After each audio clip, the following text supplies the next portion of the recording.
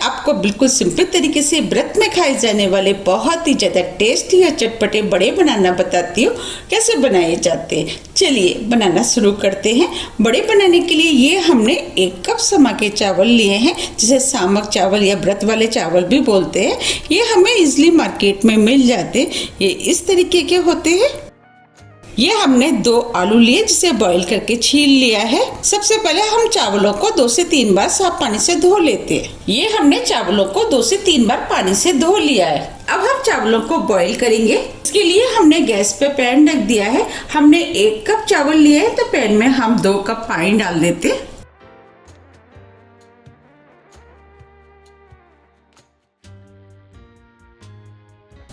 पानी को बॉईल होने देते हैं। अब ये पानी बॉईल हो गया है। अब हम इसके अंदर चावल डाल देते हैं।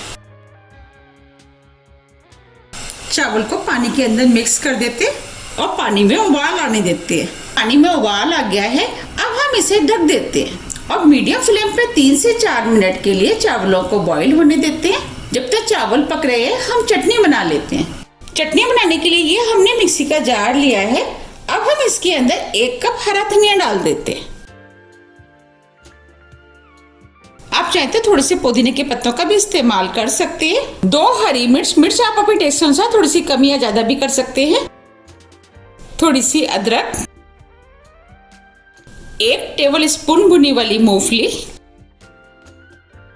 इससे चटनी खाने में टेस्टी लगेगी और चटनी के अंदर गाढ़ापन भी आएगा। अगर आपके पास भुनी वाली मूंगफली नहीं है, तो आप इसकी जगह नारियल का भी इस्तेमाल कर सकते हैं, या आप पुदीना और हरे धनिया की भी चटनी बना सकते हैं। 1/4 टीस्पून जीरा, नमक टेस्ट के अनुसार। ये सेंधा नमक है, क्योंकि हम व्रत के लिए बना रहे हैं, इसीलिए हम सेंधा नमक का यूज कर रहे हैं। 1 नींबू का रस, 1/4 कप पानी। अब हम सभी चीजों को मिक्सी से पीस करके महीन चटनी बना लेते हैं। अब ये चटनी बनके तैयार हो गई है। अब हम चटनी को इस बाउल में निकाल लेते हैं।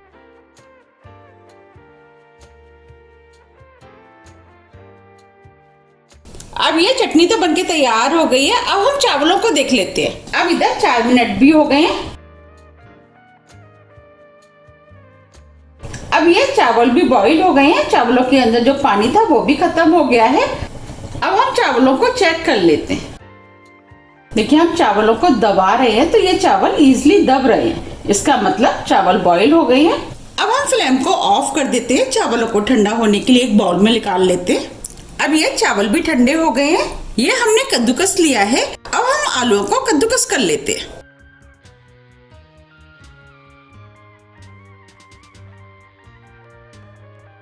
और दूसरे आलू को भी कद्दूकस कर लेते हैं। ये हमने आलू को कद्दूकस कर लिया है। अब हम इसके अंदर 2 हरी मिर्च डाल देते हैं। मिर्च आप अपने टेस्ट के अनुसार थोड़ी सी कम या ज्यादा भी कर सकते हैं। आधा इंच अदरक का टुकड़ा, जिसे हमने छोटे छोटे पीस में काट लिया है, वो डाल देते हैं। आधी टीस्पून काली मिर्च, जिसे हमने पीस लिया है। मिर्च आप अपने टेस्ट के अनुसार थोड़ी सी कम या ज्यादा भी कर सकते हैं। अब हम बड़ों को और भी ज्यादा टेस्टी बनाने के लिए ये हमने 1/4 कप भुनी वाली मूंगफलियों को दरदरा कूट लिया है, वो डाल देते हैं। ये ऑप्शनल है, आप चाहे तो इसके बिना भी बड़े बना सकते हैं। वो भी बड़े खाने में बहुत ही ज्यादा टेस्टी लगते हैं।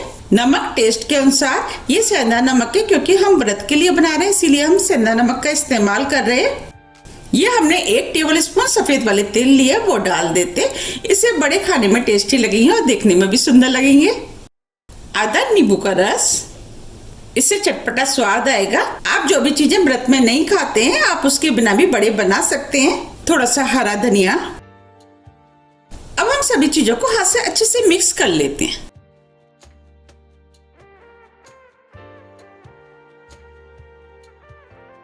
ये हमने सभी चीजों को अच्छे से मिक्स कर लिया है। चलिए अब बड़े बना लेते हैं। अब हम हाथ में थोड़ा सा ऑयल लगा लेते हैं, जिससे कि हाथ में डो चिपकेगा नहीं। अब हम इसमें से थोड़ा सा डो ले लेते हैं।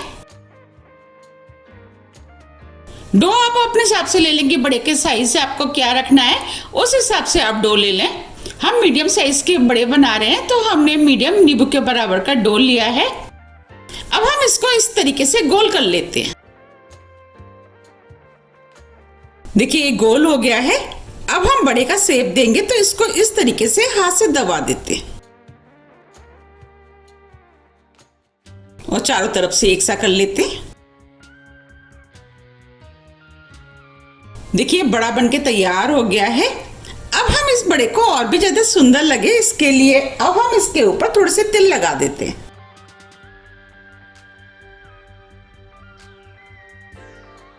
और दूसरी तरफ से भी।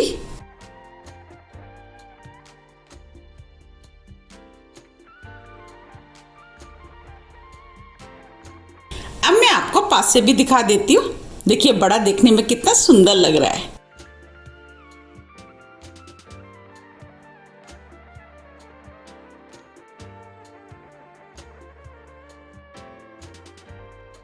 ये बड़े खाने में बहुत ही ज्यादा टेस्टी लगते हैं। आप भी इनको एक बार जरूर बनाइएगा, आपको भी ये बहुत ज्यादा पसंद आएंगे।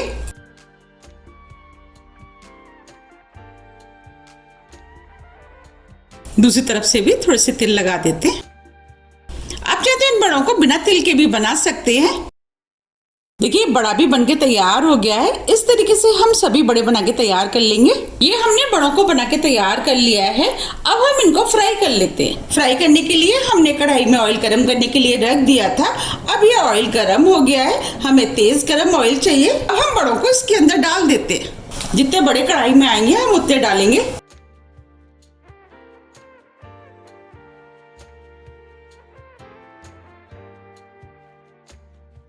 इनको मीडियम फ्लेम पे फ्राई होने देते हैं जिससे कि ये क्रिस्पी बने। जब ये हल्के गोल्डन कलर के हो जाएंगे इसके बाद हम इनको पलटेंगे। अब ये हल्के गोल्डन कलर के हो गए हैं। अब हम इनको पलट देते हैं।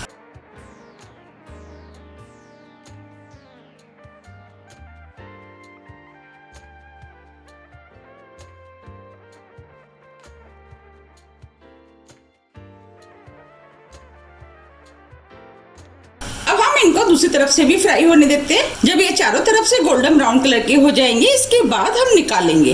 अब ये बड़े चारों तरफ से गोल्डन ब्राउन कलर के हो गए हैं और क्रिस्पी भी हो गए हैं। अब हम इनको निकाल लेते हैं।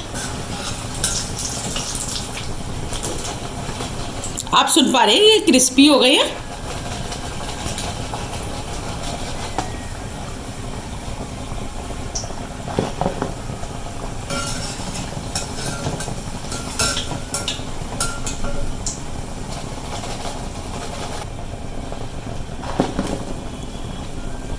आप देख पा रहे हैं कितने बढ़िया फ्राई हुए हैं। अब हम इसी तरीके से सभी फ्राई कर लेंगे। अब ये सभी बड़े बनके तैयार हो गए हैं। उसी ऑयल में हमने इन मिर्चों को भी फ्राई कर लिया था। ये बड़े मिर्च के संग खाने में बहुत ही ज्यादा टेस्टी लगते हैं। अब मैं आपको बड़ों को पास से भी दिखा देती हूँ। देखिए कितने बढ़िया बड़े बनके तैयार हुए हैं और देखने में कितने सुंदर लग रहे हैं और ये खाने में भी बहुत ही ज्यादा टेस्टी लगते हैं। अब मैं आपको दिखा भी देती हूँ कि कितने क्रिस्पी बने। ये ऊपर से क्रिस्पी होते हैं और अंदर से सॉफ्ट।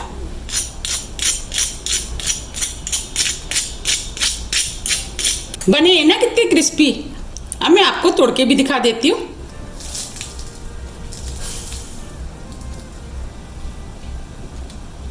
देखिए अंदर से कितने बढ़िया सिके हुए हैं और हो रही है ना देखते ही खाने की इच्छा। आप इसे किसी भी व्रत वाली चटनी के साथ खा सकते हैं।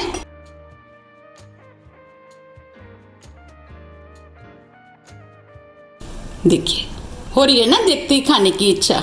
आप मुझे कमेंट्स करके ये जरूर बताइए कि आप इन्हें कब बना रहे हैं। आप इन्हें बनाइए, खाइए, फिर मुझे कमेंट्स करके जरूर बताइए कि आपके ये कैसे बने।